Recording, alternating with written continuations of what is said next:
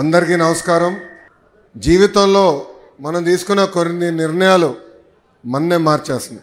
2019లో నేను ఒక నిర్ణయం తీసుకున్నాను. నాకు పరిచయం లేని నియోజకవర్గంలో పోటీ చేయాలని. ఆ నియోజకవర్గం పేరే మంగళగిరి.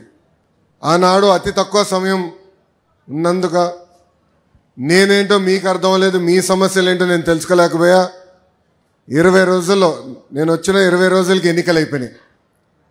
5300 ఓట్లతో ఆనాడు నేను ఓడిపోయా. ఓడిపోయిన రోజు బాధ కలిగింది. రెండో రోజు నుంచి ఆ బాధ ఆవేదన నాలో కసి పెంచింది. ఇంకా కష్టపడాలి, మంగళగిరి ప్రజల మనసు గెలుచుకోవాలి, ఏ మెజారిటీ అయితే ఓడిపోయానో దాని పక్కన ఒక 0 పెట్టుకుని గెలవాలి అనే లక్ష్యంతో ఓడిపోయిన మరుసటి రోజు నుంచి నేను మీకోసం పనిచేశా. తెలుగుదేశం పార్టీ నాయకత్వంతో దాదాపు 26 సంక్షేమ అభివృద్ధి కార్యక్రమాలు మంగళగిరి ప్రజల కోసం మేము చేస్తాం జరిగింది. మీకు ఆరోగ్యం బాగాలేకపోతే ఎన్టీఆర్ సంజీవిని పేరుతో మంగళగిరిలో ఒక క్లినిక్, తాడేపల్లిలో క్లినిక్, దుగ్గరాలకు ఒక మొబైల్ క్లినిక్ పెట్టి ఉచితంగా చికిత్స కాదు మందులు కూడా ఈరోజు కూడా మేము ఇస్తున్నాం. ఎక్కడన్నా నీటి సమస్య ఉంటే వాటర్ ట్యాంకర్లు పెట్టి నీళ్లు తోలాం. పిల్లలకి బాగా చదువుకున్నారు, ఉద్యోగాలు ఉపాధి కావాలంటే వాళ్ళకి స్కిల్ డెవలప్మెంట్ కూడా ఆనాడు మేము చేశాం. ఇంకా ఇంట్లో పెళ్లి జరిగితే నేను రాలేకపోతే స్వయంగా బట్టలు కూడా పెడతాం జరిగింది. నిరుపేద కుటుంబాలు సొంత కాలుపై నిలబడాలన్న ఆలోచనతో తోపుడు బండ్లు ఇచ్చాం. మహిళలకి ఆర్థిక స్వాతంత్రం రావాలని కుట్టు మెషినే కాదు ట్రైనింగ్ మరి ఇచ్చి కుట్టు మెషిన్ అందజేసి ఈరోజు వాళ్ళ పని కూడా మేము కల్పిస్తున్నాం. కోవిడ్ వస్తే ప్రభుత్వం అని మర్చిపోయింది, కానీ ఆనాడు నేను మర్చిపోలేదు. ఆక్సిజన్ కానీ మందులు కానీ అమెరికా డాక్టర్ల ద్వారా ఆన్లైన్లో చికిత్స కూడా అందజేశాం. అవసరమైన మందులు ఇచ్చాం. ఇట్లా 26 సంక్షేమ అభివృద్ధి కార్యక్రమాలు మంగళగిరి ప్రజలకి నేను చేశాను. అది మీరు చూసి మొన్న జరిగిన ఎన్నికల్లో అందరికీ దిమ్మ తిరిగే విధంగా 91,000 మెజార్టీ నన్ను గెలిపించి మీరు నన్ను శాసనసభకు పంపించారు. 2024 ఎన్నికల్లో నేను ఒక కార్యక్రమం, రచ్చబండ కార్యక్రమం పెట్టుకుని మీ దగ్గరకు వచ్చా. అక్కడ పార్టీ జెండాలు లేవు, బ్యాక్ డ్రాప్ లేవు. సరదా కూర్చుని నేను చెప్పాల్సిన 15 నిమిషాలు చెప్పి మీ సమస్యలు తెలుసుకుని ఆనాడు స్పష్టమైన హామీ ఇచ్చా. దాంట్లో భాగంగా మీరందరూ నన్ను కోరారు. 2.5 దశాబ్దాల నుంచి ఇదొక కళ, మాకు ఇంటి పట్టాలు మాకు కావాలి, మీరు ఏం చేస్తారో మాకు తెలియదు, ఆ పట్టాలు మటుకు మాకు ఇప్పించండి అని మీరు చెప్పారు. అది ఇప్పుడు కూడా నా బాగా గుర్తు. ఆనాడు మీకు చెప్పా 3 విడతలుగా ఈ కార్యక్రమం జరుగుతుంది. కొంతమంది సులభంగా చేసాక ఉంటుంది, అది ప్రభుత్వ నిర్ణయం మేరకు నడుస్తుంది, అది మొదటి విడతలో జరుగుతుందని చెప్పా. రెండవది ఎండోమెంట్ భూములు, ఇంకో పక్కన రైల్వే భూములది ఇంకొంచెం సమయం పడుతుందని చెప్పా.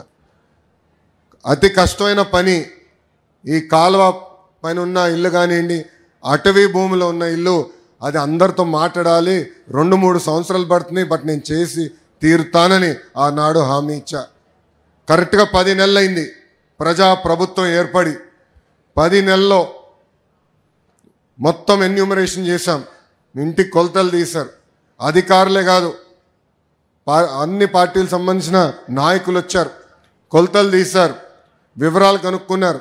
ఆ వివరాలు తెలుసుకున్న తర్వాత నేనే స్వయంగా రెవెన్యూ మంత్రి అనగాని సత్యప్రసాద్ గారితో, గౌరవ ముఖ్యమంత్రి గారితో అనేక సార్లు మాట్లాడి ఏకంగా అది క్యాబినెట్కి తీసుకెళ్ళి క్యాబినెట్లో ఆమోదం తెలిపిన తర్వాతనే ఈ కార్యక్రమం మన ముందలు తీసుకెళ్లే పరిస్థితి. మీరందరూ ఒక్కసారి గుండెపైన చేపెట్టి ఆలోచించారు. గత 2.5 దశాబ్దాలుగా మీకున్న కళ ఇది. అనేక మంది నాయకులు మీరు కలిశారు. జిరాక్స్ ప్రింటింగ్లకే విపరీతంగా ఖర్చు అయిపోయింది, కాగితాలు ఇచ్చేదానికి ఖర్చు అయింది. అలాంటిది వేదికమైన నాయకులందరం మేము కష్టపడి, మీ దగ్గర ఒక బాటిల్ నీళ్ళు కూడా మేము తాగలేదు, మీకోసం కష్టపడి అవినీతి లేకుండా ఈరోజు మీకు ఇల్లు పట్టాలు మేము ఇస్తున్నాం. పెద్దలు ఇప్పుడే చెప్పారు, దాదాపు మొదటి విడతలో మార్కెట్ విలువ 1000 కోట్ల విలువైన ఆస్తిని ఈరోజు మీకు శాశ్వతంగా హక్కు కూటమి ప్రభుత్వం అందజేస్తుంది. తల్లి మీ అందరికి ఆనాడే చెప్పా, నాకు మీరు ఎంత ఎక్కువ మెజారిటీ ఇస్తే అంత బలం వస్తుందని. 100 పడకల హాస్పిటల్ నేను క్యాబినెట్ మీటింగ్లో అడిగితే కాదని ఎవరు అనలేకపోయారు. దానికి కారణం మీరు నాకు ఇచ్చిన మెజారిటీ. దేవాలయం అభివృద్ధికి నేను నిధులు అడితే కాదని అనలేకపోయారు. భూగర్భ డ్రైనేజ్, భూగర్భ గ్యాస్, భూగర్భ వాటర్, చివరికి భూగర్భ కరెంటు కూడా మంగళగిరిలో వచ్చే 2 నెలల్లో ఆ కార్యక్రమం కూడా స్వీకారం చుడతాం. దానికి కారణం మీరు నాకు ఇచ్చిన మెజారిటీ. సో మీరు నా పైన ఒక భరోసాతో గెలిపించారు, ఒక భరోసా నా పైన పెట్టారు. అహర్నిశలు మీ గురించి ఆలోచిస్తున్నా, మీ తరపున నేను పనిచేస్తున్నాను. ఇంకా అనేక కార్యక్రమాలు చేయాల్సిన అవసరం ఉంది. ఒక పక్కన బాబు సూపర్ 6 సంక్షేమ కార్యక్రమాలు గౌరవ ముఖ్యమంత్రి గారు చాలా స్పష్టంగా హామీలు ఇచ్చారు. అదొక పద్ధతి ప్రకారం చేసుకుంటూ వెళ్తాం. ఇంకో పక్కన వచ్చి గల ప్రత్యేకంగా మంగళగిరికి వ్యక్తిగతంగా నేను హామీలు ఇచ్చా. పార్కులు, చెరువులు, కళ్యాణ మండపాలు, gems jewellery park, handloom cluster, ఇట్లా ప్రత్యేక హామీలు నేను మంగళగిరి నియోజకవర్గానికి ఇస్తాం జరిగింది. ఆ ఒక్కొక్క హామీ నేను నెరవేర్చే పనిలో ఉన్నానని మీ అందరూ తెలుపుకుంటూ 100 పడకల ఆసుపత్రి కూడా త్వరలో, ఆయనది బాధ్యత ఇంకా నాది కాదు. ఎందుకంటే ఆయన చైర్మన్, ఇప్పుడు బాధ్యత మొత్తం అయిందే. 13వ తారీఖు మేము శంకుస్థాపన చేస్తున్నాం. కరెక్ట్గా 1 సంవత్సరం అంటే 2026 ఏప్రిల్ 13న మళ్ళీ ఓపెనింగ్ చేయబోతున్నాం అని ఈ సభాముఖంగా ప్రజలందరికీ నేను తెలుపుకుంటూ, వేదికమైన ఉన్న బీజేపీ నాయకులు, జనసేన నాయకులు, తెలుగుదేశం పార్టీ నాయకులు, మేమందరం కలిసికట్టుగా ఈ కూటమి ప్రభుత్వంలో ప్రజలకు సేవ చేసానికి వచ్చా, మీకోసం పోరాడడానికి వచ్చాను.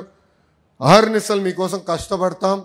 మీకు ఎలాంటి సమస్య ఉన్నా పరిష్కరించే బాధ్యత మేము తీసుకుంటామని ఈ సభాముఖం తెలుపుకుంటూ, నాకు ఇంత అద్భుతమైన అవకాశం ఇచ్చిన మంగళగిరి ప్రజలందరికీ పేరు పేరున నా హృదయపూర్వక ధన్యవాదాలు తెలుపుకుంటూ, నేను ముందలో ఒక విషయం చెప్పాలి మీ అందరికీ.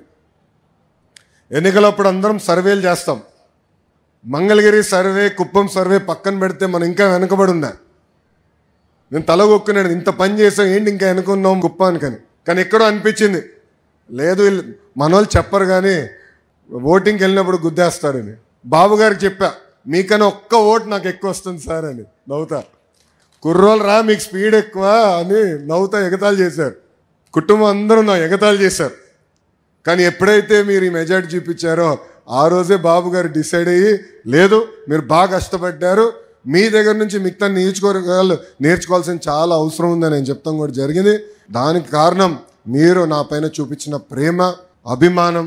మిమ్మల్ని గుండెల్లో పెట్టుకుని పనిచేస్తానని మీ అందరు తెలుపుకుంటూ మీ అందరి దగ్గర నుంచి సెలవు తీసుకున్నా. అందరికీ నమస్కారం. జై హింద్.